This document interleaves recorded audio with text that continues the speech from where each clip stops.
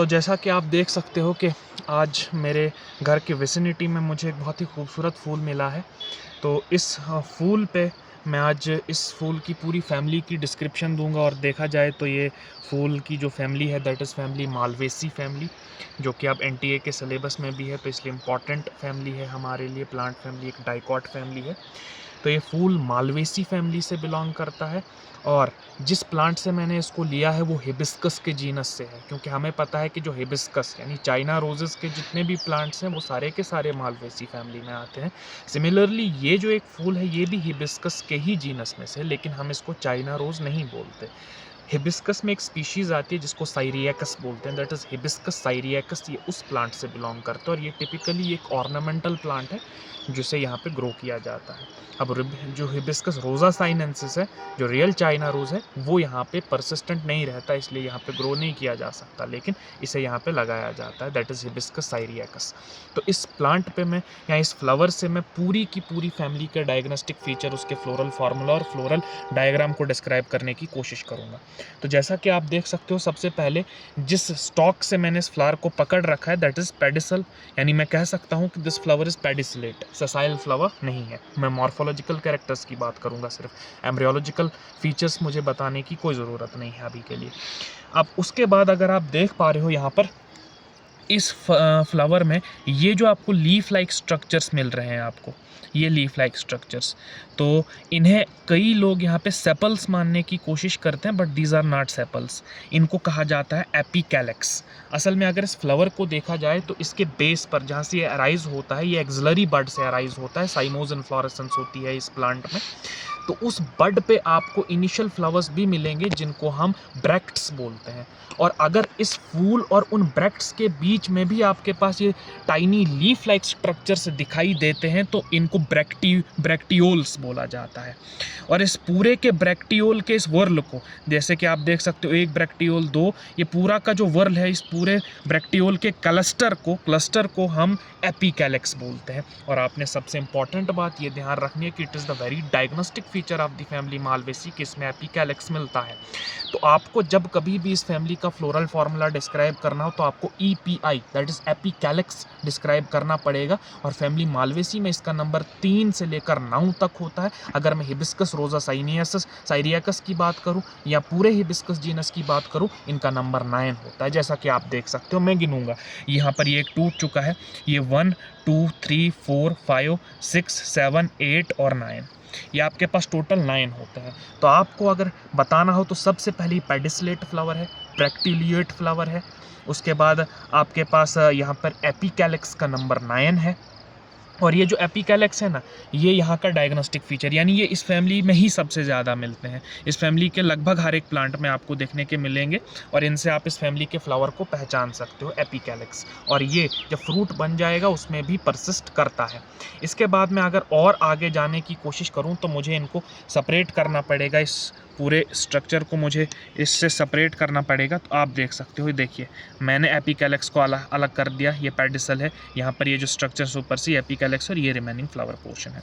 उसके बाद मैं इन स्ट्रक्चर्स को देखूं जो ये दूसरे ग्रीन लाइक स्ट्रक्चर्स हैं, ये हमारे पास आते हैं कैलेक्स। इन कैलेक्स को अगर मैं यहाँ से हटाऊं तो सेपरेट करने की कोशिश करूँगा, ये थोड़ा सा कट चुका है मेरे पास, कोई नहीं, ये देखिए मेरे पास कैलेक्स आ चुका है। ये जो कैलेक्स होते हैं इसमें मेरे पास एक यूनिट सेपल होती है, यानी यहाँ पे इस एक लीफ लाइक स्ट्रक्चर को मैं सेपल बोलूँगा, ठीक है। अब इस सेपल की अगर बात करनी हो, जब ये सेपल पूरे ग्रुप में पाए जाते हैं तो इनको कैलेक्स बताया जाता है। आप देख सकते हो कि यहाँ पर जितने भी ये सेपल्स हैं ये आपस में नीचे साइड से फ्यूज्ड है, यहाँ से आप देख सकते हो फ्यूजन दिखाई दे रही है, यानी यहाँ पर, और इनका नंबर 5 है, 1 2 3 4 एंड 5, क्योंकि पेंटामेरस फ्लावर है, डाइकॉट फ्लावर है। और साथ ही साथ अगर फ्यूजन है सेपल्स के बीच में, that condition is known as gamosepalous condition, यानी यहाँ पर पेंटामेरस गैमोसिफेलस कंडीशन मिल रही है। और एक और बात जो इंपॉर्टेंट है, यहाँ पर आप अगर एस्टिवेशन की बात करना चाहो, यानी अरेंजमेंट की बात करना चाहो, तो आप देख सकते हो कि सारे पेटल्स, सारे सेपल्स के जो मार्जिन्स हैं वो एक दूसरे को टच कर रहे हैं।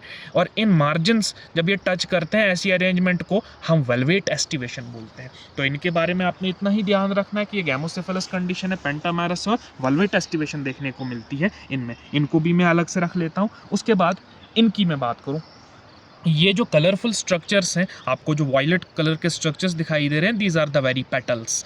और जब मैं पूरे पेटल्स की ग्रुप को अगर बात करूं, पूरे पेटल्स के ग्रुप की अगर बात करूं, तो पूरे पेटल्स के ग्रुप को मिलाकर हम बताते हैं करोला।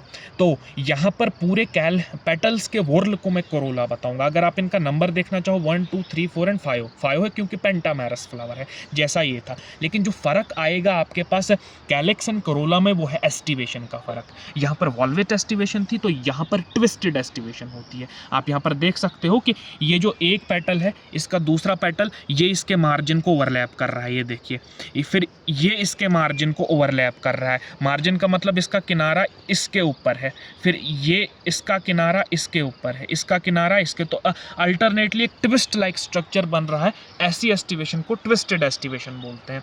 तो ये यहाँ पर एक बहुत इंपॉर्टेंट फ़र्क है इन दोनों में कि यहाँ पर कैलेक्स और करोला की एस्टिवेशंस अलग अलग होती हैं।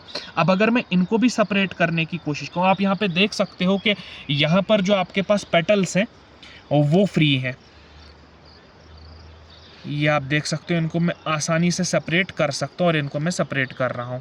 आपने एक और बात ध्यान में रखनी है कि ये जो बीच में स्ट्रक्चर्स हैं यही मेन रिप्रोडक्टिव पार्ट्स होते हैं, ये जितने बाकी हैं एसेसरी पार्ट्स हैं।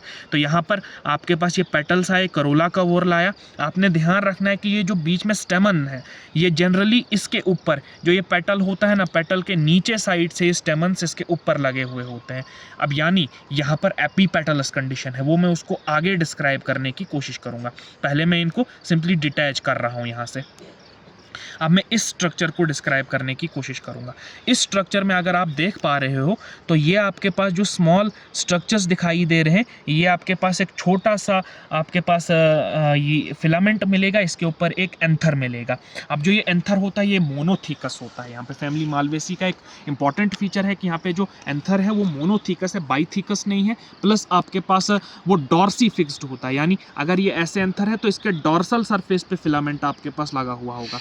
और यहाँ पर जितने भी फिलामेंट्स हैं, जैसा कि आप देख सकते हो कि जितने भी एंथर के फिलामेंट्स हैं वो सारे के सारे आपस में फ्यूज हो जा रहे हैं, मिल रहे हैं। तो एक फ्यूजन स्ट्रक्चर बन रहा है इन सारों के मिलने से। इसको बोलते हैं स्टेमिनल ट्यूब, जिसे आप देख सकते हो। इसको बोलते हैं स्टेमिनल ट्यूब क्योंकि स्टेमन के फ्यूजन से बनी है स्टेमिनल ट्यूब। स्टेमिनल ट्यूब अंदर से हॉलो होती है और उस हॉलो स्टेमिनल ट्यूब के अंदर से स्टाइल आपके पास रन करता है। ये आपने ध्यान रखना है, बहुत इंपॉर्टेंट फीचर है। मैं आपको दिखाऊंगा कैसे रन करता है। तो यानी यहाँ पे एक स्टेमिनल ट्यूब बनी। अब ऐसी कंडीशन को मॉर्फोलॉजी में कहा जाता है कि जहाँ पर जितने भी फिलामेंट हैं स्टेमन पोर्शन के, जब वो फ्यूज कर जाते हैं, इसको मोनो एडल्फस कंडीशन बोलते हैं। यानी आपके पास एंथर्स में यहाँ पे मोनो एडल्फस कंडीशन मिल रही है। उसके बाद अगर मैं और डिस्क्राइब करना चाहूँ, ये जो स्टेमिनल ट्यूब है, एंथर का नंबर जो है ना, यहाँ पर आप कितने एंथर्स को गिन सकते हो। अगर ये इतनी ही लंबी होगी तो ये और ज़्यादा नंबर हो जाएगा। यानी यहाँ पर नंबर जो है वेरी करता है स्पीशीज़ टू स्पीशीज़ और फ्लावर टू फ्लावर। तो डायरेक्टली फ्लोरल फार्मूला में आपके पास एंड्रोशियम ए के नीचे इन्फिनिटी का साइन दे दिया जाता है क्योंकि ये बहुत सारे हैं, और प्लस वहाँ पे ब्रैकेट का साइन भी देना पड़ता है। ब्रैकेट क्यों? क्योंकि ये फ्यूजन कर रहे हैं, क्योंकि एक मोनो एडल्फस कंडीशन हमें यहाँ पे दिखाई दे रही है। उसके बाद अगर मैं इसे काटना चाहूँ बीच में से, ये स्टेमिनल ट्यूब है, ये अंदर से हॉलो होती है। जैसा मैं अभी इसको काट के आपको दिखाऊंगा भी कि ये किस तरह से हॉलो है। इसके अंदर जो एक बहुत ही इंपॉर्टेंट स्ट्रक्चर है वो क्या है, ये आप देख सकते हो कि मैंने इसको लगभग काट दिया है। मैं इसको सेपरेट करने की कोशिश कर रहा हूँ। ये देखिए, इसके अंदर आपके पास ये मुझे सबसे बेसल पोर्शन पे ओवरी का पोर्शन दिखा। ओवरी के ऊपर आपके पास ये स्टाइल है, जो फीमेल पोर्शन, जो फीमेल रिप्रोडक्टिव पार्ट है। ये जो स्टाइल है ना, अब ये आधा ही कटा है ऊपर से। मैं इसको पूरा सेपरेट करने की कोशिश करूँगा। ये इसको मैं यहाँ पे रख लेता हूँ। ये स्टाइल, इस देखिए, ये जो हॉलो ट्यूब मैंने कहा था, ये बाहर से तो ये फ्यूजन स्ट्रक्चर ऑफ एंथर्स बन रहे हैं, लेकिन अंदर से एक हॉलो ट्यूब लाइक स्ट्रक्चर दिखाई दे रहे हैं। इसको स्टेमिनल ट्यूब बोलते हैं, जिसमें से आपके पास जो स्टाइल है या जो फीमेल रिप्रोडक्टिव पार्ट है वो रन आउट करता है। उसके बाद अगर मैं सबसे ऊपर देखना चाहूँ तो सबसे ऊपर आपके पास यहाँ पर आपके पास जो स्टाइल है वो अराइज करता है और यहाँ पर जो स्टिग्मा होते हैं वो अलग अलग हो जाते हैं। ठीक है, आप 1 2 3 4 एंड 5 आप 5 स्टिग्मा को यहाँ पे देख सकते हो आराम से। 4 एंड 5 आप ये 5 स्टिग्मा को देख सकते हो और इनकी जो ये नीचे से एक ही ट्यूब से लगे होते हैं स्टाइल से, यानी ऊपर तो 5 स्टिग्मा है लेकिन नीचे एक ही ट्यूब है। ऐसी कंडीशन को कि जहाँ पर आपके पास स्टाइल्स फ्यूज हो जाएं, इसको सिनकार्पस कंडीशन बोलते हैं। अब चूंकि यहाँ पर कई सारे स्टिग्मा है तो मल्टी कार्पलरी, और जनरली इस जीनस में 5 कार्पल्स होते हैं, इसलिए पेंटाकार्पलरी सिनकार्पस कंडीशन आप इसको डिस्क्राइब करोगे।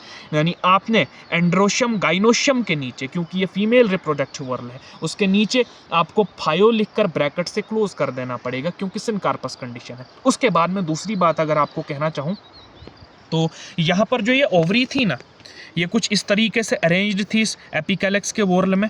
यहाँ पर ऐसे यहाँ पर पेटल लगा हुआ था। ये जो पूरी स्टेमिनल ट्यूब थी इस पेटल पे लगी हुई थी ऐसे कुछ। अगर ये स्टेमिनल ट्यूब पेटल पे लगती है, यानी पेटल पे आपके पास एंड्रोशियम वॉर्ल पाया जाता है, उस कंडीशन को एपीपेटलस कंडीशन बोलते हैं। एपी का मतलब अपान, पेटल के ऊपर कंडीशन कहा जाता है। उसके बाद यहाँ पर जो आपके पास ये स्ट्रक्चर दिख रही है दैट इज ओवरी।